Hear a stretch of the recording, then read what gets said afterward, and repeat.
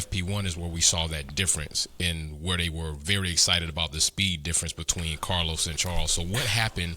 What happened between that and then they went to the new one, and it just seemed like things really just weren't there. To me, it was like, I don't want to call it normal, but to me it was just like, these are the stumbling blocks that you're going to run into with a new platform that you're just trying to come out with. They're going to run into these problems. Ferrari's been running into problems, but I'm not indicting them now on the new platform. I'm just saying that this is new. They're going to have to get a handle on it. They're bringing it just now, but, seems like many other people just like, yo, it's not going to work at all. Yeah, well, that's what makes the situation so strange, is that subjectively, the scale of Ferrari's changes to their design were smaller than the scale of the changes that were made by Mercedes to their design, and yet they're actually having more problems than Mercedes is having. And that's a drastic situation to find themselves in. Regarding the top speed numbers, I mean, essentially, there was the idea based on the speed trap data from FP1. Carlos Sainz hits up at 334 kph in the speed trap, and Leclerc was only around 320 or so. And the hypothesis had sort of floated at the time was that perhaps this new design had a bit less drag than the old design, and if they wanted to preserve that and not really reveal their car too early, maybe they could turn the cars down slightly in second practice and third practice.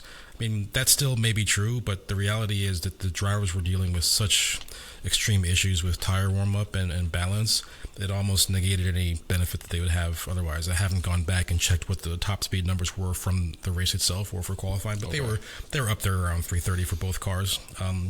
So I think the biggest thing about Ferrari is, are they able to actually keep the tires in, right? Because they actually had fantastic, qualifying pace.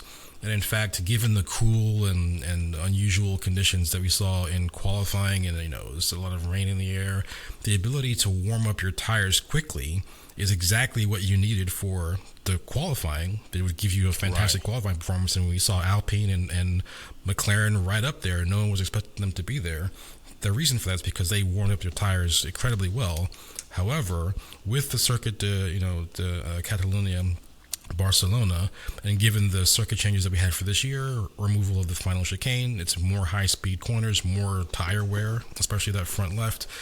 You want the exact opposite in your car for the race. You don't want to put load in your tire. You don't want to add energy to it unnecessarily, because you will wear right through the canvas. And so the circumstances which allowed Alpine and McLaren and Ferrari to an extent to do so well in qualifying, and the reverse of that gave George Russell so many problems in qualifying, his inability to get the tires in the window.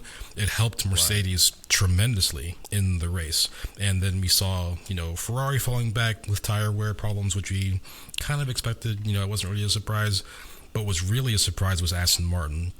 Aston Martin has been very, very good on tire degradation over the course of the season.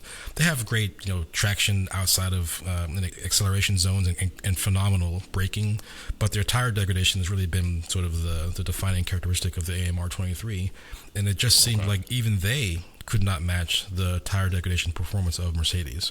So there's definitely a number of factors going on here. Obviously, the cynics will say it was track specific, and we don't know yet, and it's true. We don't really know what the performance window of the updated car is, but it was definitely a step in the right direction, and I'm looking forward to the next couple of races to see, where they really are.